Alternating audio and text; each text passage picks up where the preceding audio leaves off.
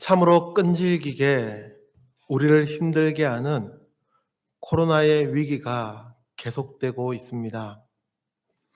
이제 곧 서서히 확산세가 줄어들 거라고 하는데 마지막까지 모두 건강 유의하시고 무엇보다도 하나님을 향한 우리의 마음만큼은 더욱 더 뜨겁게 불타오를 수 있기를 축복합니다. 전 세계가 보이지 않는 바이러스와 오랜 기간, 2년이 넘는 긴 시간 동안 전쟁 중에 있는데 한 달 전부터는 실제적인 전쟁이 진행 중에 있는 나라가 있습니다. 그 전에도 민족 간의 내전이나 군부 정권과의 다툼 혹은 소수 민족의 독립을 위한 싸움은 끊이질 않았습니다. 그 와중에 우크라이나에 대한 러시아의 침공 소식은 전 세계를 우려스럽게 합니다. 자칫 북대서양 조약기구인 나토가 혹은 미국이나 혹은 다른 나라들이 섣불리 참전했다가는 제3차 세계대전이 될 수도 있다는, 그것도 핵전쟁이 일어날 수도 있다는 우려가 현실적으로 다가오기도 합니다. 어떤 분은 이 전쟁을 두고 우크라이나의 지도자가 무능해서 그렇다고 말하기도 합니다. TV에서 사람들을 웃기던 코미디언을 대통령으로 세워서 그렇다는 평가입니다. 무슨 의미인지 이해는 갑니다. 나라의 지도자를 잘 선출해야 한다는 의미겠죠. 그러나 그렇다고 강대국이 약소국을 침공한 것은 엄연한 국제법 위반이고 잘못된 행동임을 대수롭지 않게 생각한 말로 들립니다. 지도자가 조금 부족할 수도 있고 지도자의 자격이 의심스러울 수도 있습니다. 그러나 다른 나라를 침공하는 것은 결코 해서는 안 되는 전 인류적인 죄악임이 분명합니다. 더구나 이 전쟁으로 무고한 시민들이 삶의 터전을 잃었고 무엇보다 많은 이들이 목숨을 잃어가고 있습니다. 전쟁은 결코 하나님이 원하시는 방법이 될 수 없음을 다시 생각하게 됩니다. 특별히 사순절 기간을 보내면서 이 땅 위에 예수 그리스도의 평화가 이루어지기를, 십자가의 사랑이 열매 맺을 수 있기를 기도합니다. 함께 읽은 본문의 말씀을 살펴보기 전에 스바냐서에 대해 간략히 소개해 드리려 합니다. 스바냐서는 선지자 스바냐가 기록한 소선지서입니다. 그러니까 선지자의 이름을 그대로 성경의 이름으로 붙인 것입니다. 스바냐는 1장 1절에서 남유다의 요시야 왕이 다스리던 시대에 활동하였고 비교적 자세한 족보가 기록되어 있는 선지자입니다. 요시야 왕이 주전 640년에서 609년까지 다스렸으므로 스바냐 선지자는 대략 이 시기에 활동하였던 것으로 알려져 있으며 선지자 예레미야와 하박국이 동시대에 활동하였습니다. 이 시대의 상황에 대해서 좀 더 말씀을 드리려고 하는데 조금 복잡할 수 있지만 짧게만 언급하겠습니다. 스바냐 선지자는 히스기야의 현손, 즉 스바냐의 고조 할아버지가 히스기야라고 1장 1절에서 소개되는데 이 히스기야는 우리 성도님들도 잘 아는 남유다를 다스린 그 왕이 맞습니다. 하나님 앞에서 눈물로 기도했던 왕이었고 종교 개혁을 이루어 하나님 앞에 진실한 모습으로 살고자 했던 왕이었습니다. 그리고 남유다는 히스기야를 이어서 므낫세가 왕이 되었고 이 므낫세는 55년이라는 긴 기간을 참으로 악한 방법으로 통치하였다고 성경은 기록합니다. 바알과 아세라 제단을 다시 세웠고 우상을 섬겼으며 더구나 유아 희생 제사를 드리는 것을 넘어 신접한 자들의 자문을 받았던 왕이었습니다. 그는 그의 아버지가 했었던 모든 신앙의 개혁을 수포로 돌린 왕이었습니다. 그런 므낫세를 이어 아모니 왕이 되었지만 그는 2년 만에 신하에게 살해당하였고 그 뒤에 요시아가 8살의 나이로 왕이 됩니다. 그러나 그의 할아버지였던 므낫세가 그토록 악한 왕으로 평가받는 왕이었지만 또 그의 아버지는 단기간에 실각한 왕이었지만 요시아는 전혀 다른 왕이 되었습니다. 요시아는 하나님만을 섬기며 예배하였고 모든 이방 종교와 우상을 제거하면서 하나님 앞으로 돌아가려 했던 왕이었습니다. 죄송합니다. 이 복잡한 역사의 흐름을 말씀드리는 이유는 스바냐서가 이런 시대적인 상황에서 기록되었기 때문입니다. 특히 1장과 2장은 요시아 왕의 개혁이 시행되기 이전의 상황으로 이해됩니다. 그래서 여호와의 날로 대표되는 하나님의 심판이 기록됩니다. 자세한 내용은 우리 성도님들이 성경을 통해 직접 확인해 보시면 좋을 듯합니다. 스바냐 선지자는 하나님을 떠나 우상을 섬기는 이스라엘 백성들에게 하나님의 심판이 있을 것임을 선포하였고 그러면서도 2장 1절에서 3절까지의 말씀에서는 그렇기 때문에 하나님께로 속히 돌아가야 한다고 선포합니다. 다시 말해 므낫세 왕이 다시 시작한 우상 숭배와 온갖 더러운 행동에서 속히 돌이키지 않으면 하나님의 심판이 있을 것이라는 말씀입니다. 남유다가 국내적으로는 이런 상황이었다면 당시 주변국의 상황은 어떠했습니까?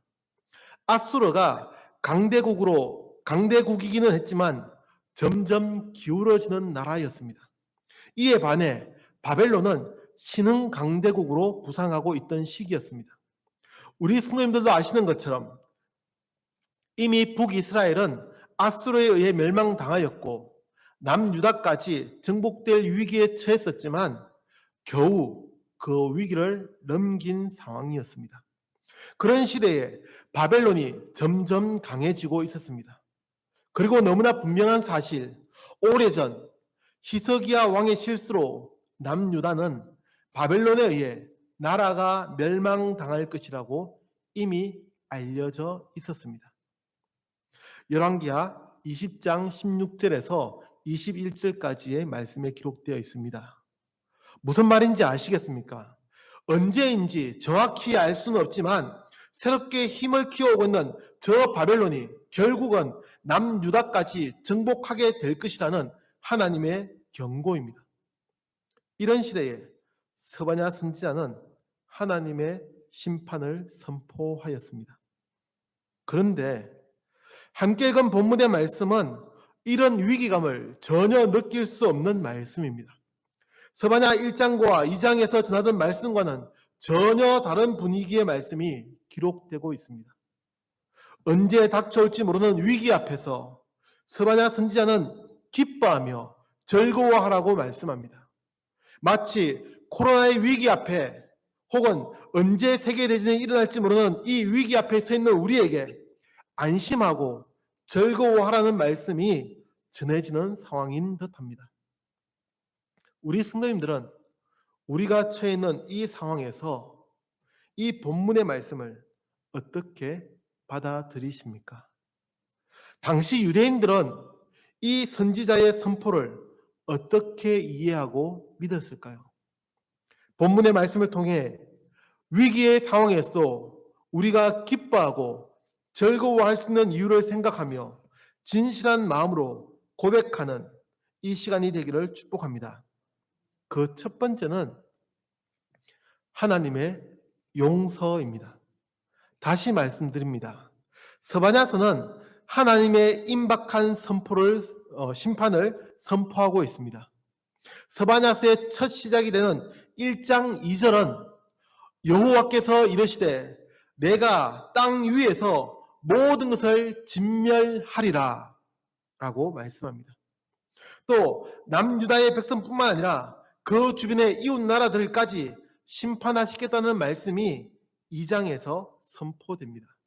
그런데 이런 엄중한 심판이 기록되다가 3장 14절에서는 완전히 다른 분위기의 말씀이 전해집니다. 노래하라는 말씀입니다. 기쁘게 부르라고 말씀합니다. 왜입니까? 왜 하나님께서 기뻐하라고 말씀합니까? 용서하시기 때문입니다. 15절의 말씀입니다. 여호와가 내 형벌을 제거하였고 내 원수를 쫓아냈으며, 이것이 바로 기뻐해야 할 이유입니다. 하나님께서 유죄의 판결을 거두어 들이셨고 이스라엘 백성들의 적을 없애셨다는 말씀입니다. 네, 여전히 남유다, 즉 이스라엘은 위기 앞에 놓여 있습니다. 그들을 위협하는 나라가 사라진 것이 아니고 그들의 문제가 해결된 것이 아닙니다. 여전히 이스라엘은 위기의 순간에 서 있습니다. 그럼에도 하나님이 용서해 주시기에, 하나님이 그들을 회복해 주시기에 기뻐할 수 있는 것입니다. 사순절 셋째 주간을 보내고 있습니다. 이 땅에 낮고 낮은 모습으로 오신 예수님, 그 예수님이 우리를 위해 걸어가신 고난의 길을 묵상하는 기간입니다. 그럼에도 우리는 분명히 알고 있습니다. 이 사순절의 끝은 종려주일이나 성금요일로 끝나지 않습니다. 우리가 지금 지키고 있는 이 사순절은 반드시 부활주일로 끝나게 되어 있습니다. 다시 말씀드려, 사순절은 우리 주님의 고난으로 끝나는 것이 아니라 희망의 부활로 절기를 마무리하게 됩니다. 그리고 이 절기를 통해 우리는 우리의 죄를 위해 고난받으셨다가 다시 사신 주님을 기쁜 마음으로 예배하게 될 것입니다. 우리를 구원하시는 하나님의 놀라운 역사입니다. 오늘을 사는 우리도 마찬가지의 생활을 하고 있습니다. 세상은 급변하고 뉴스를 통해 들려오는 소식은 온갖 부정적이고 암울한 소식뿐입니다. 그 어디에서도 희망을 찾아보기가 쉽지 않습니다. 그러니 이 시대의 젊은이들이 절망하고 모든 것을 포기하려 합니다. 꿈꿀 수 없고 기뻐할 수 없는 시대라고 이야기합니다. 그러나 오늘 이 저녁 이 스바냐스의 말씀을 이 시대의 사람들이 기억한다면, 이 스바냐스의 말씀이 이 시대의 사람들에게 희망을 주는 말씀이 될 수 있다면 얼마나 좋겠습니까? 저는 간절한 마음으로 이 저녁에 기대합니다. 하나님의 용서입니다. 우리를 얽매고 있던 모든 문제로부터 우리를 자유케 하시는 하나님의 용서입니다. 스바냐 선지자를 통해 선포하였던 하나님의 이 말씀이 이 시대의 성도들에게도 동일하게 선포되기를 기대합니다. 내 형벌을 제거하였고 내 원수를 쫓아냈으며 라는 희망의 말씀입니다. 사랑하는 성도 여러분, 형벌이 아니라 용서하시는 하나님을 믿고 고백할 수 있기를 축복합니다. 용서의 하나님을 바라보는 은혜가 있기를 기대합니다. 하나님은 고통의 근원적인 문제를 해결하시기 위해 용서하시겠다고 말씀하셨습니다. 이 용서의 은혜가 있는 우리 성도들의 삶이 되기를 주님의 이름으로 축복합니다. 위기의 상황에서 우리가 기뻐하고 즐거워할 수 있는 두 번째 이유는 하나님의 회복이 있기 때문입니다. 다 같이 18절에서 20절의 말씀을 한 번 더 같이 읽겠습니다. 시작. 내가 절기로 말미암아 근심하는 자들을 모으리니 그들은 내게 속한 자라. 그들에게 지워진 짐이 치욕이 되었느니라. 그때에 내가 너를 괴롭게 하는 자를 다 벌하고 드는 자를 구원하며 쫓겨난 자를 모으며 온 세상에서 수욕받는 자에게 칭찬과 명성을 얻게 하리라.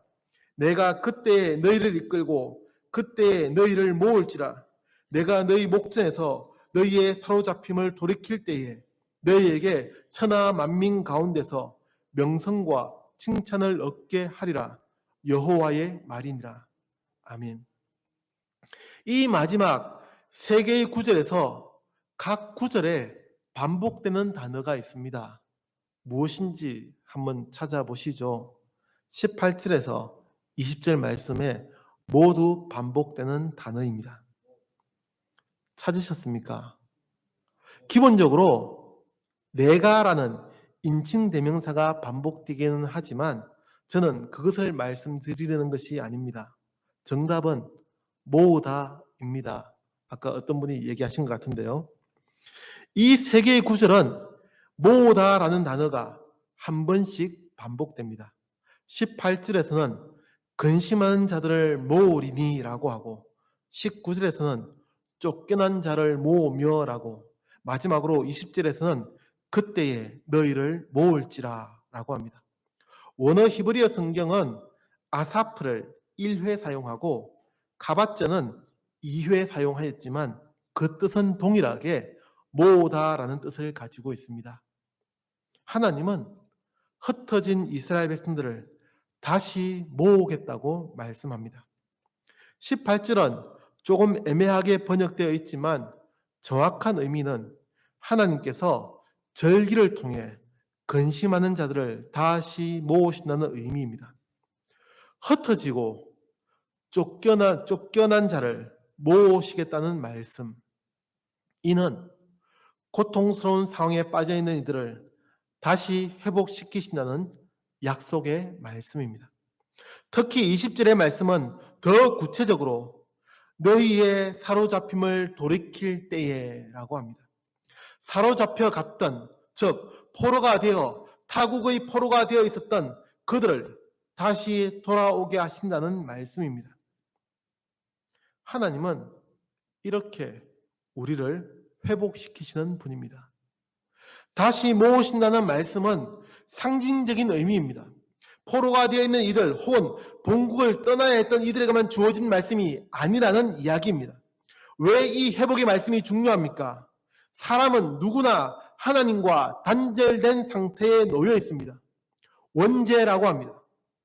누구를 막론하고 사람은 다 하나님을 떠나 있습니다. 깨어진 관계가 되었습니다. 결코 우리의 힘으로는 회복할 수 없는 상태가 되었습니다. 그러나 하나님은 우리를 다시 회복시키시겠다고 말씀합니다. 그렇기에 우리는 현재의 상황에 절망하지 않아도 됩니다. 당시 이스라엘 백성들은 앞으로 참으로 힘든 시기를 보내게 되어 있었습니다. 그들이 자행하였던 죄의 결과입니다.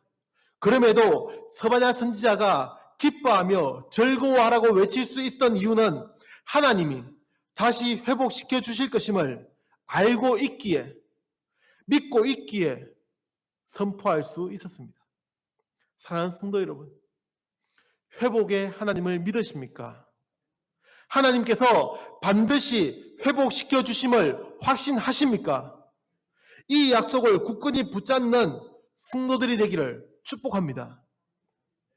우리가 기뻐할 수 있는 세 번째는 너의 하나님이라는 이 고백에 그 비결이 있습니다. 17절의 말씀이고 이 고백은 오늘의 본문 말씀 전체에 흐르는 강물과도 같습니다. 하나님은 바로 우리의 하나님, 나의 하나님입니다. 이 17절의 구절은 찬양으로도 잘 알려진 구절입니다. 다 아시죠? 제가 구태여 부르지는 않겠습니다. 저희 가정의 이야기만은 아닐 것이라 생각합니다. 자녀들을 기르다 보면 속상한 일들이 참으로 많은 것 같습니다.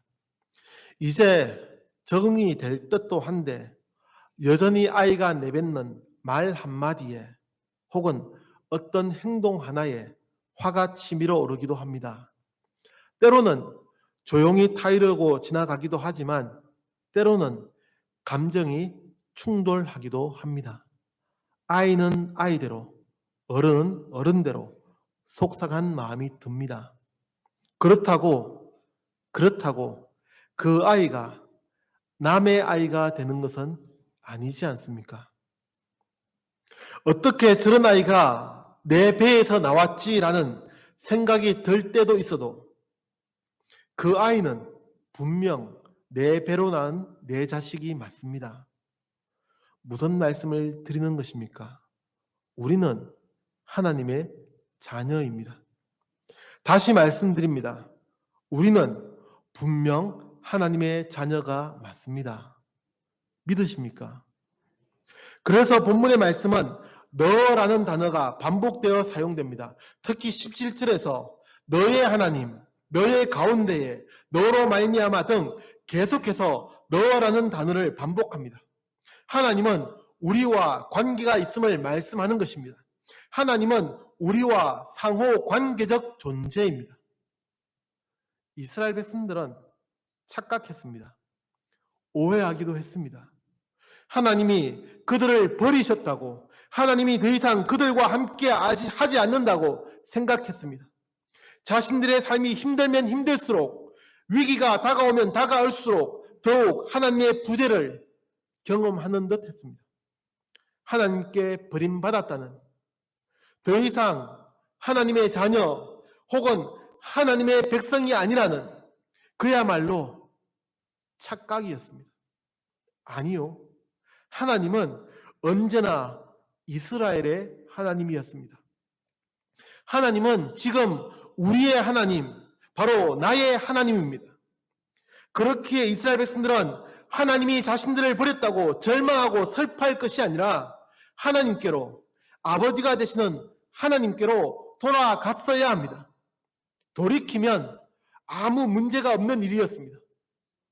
저는 동일한 문제가 우리에게도 있다고 생각합니다. 시험이 찾아옵니까? 삶의 고난이 끊이지 않습니까?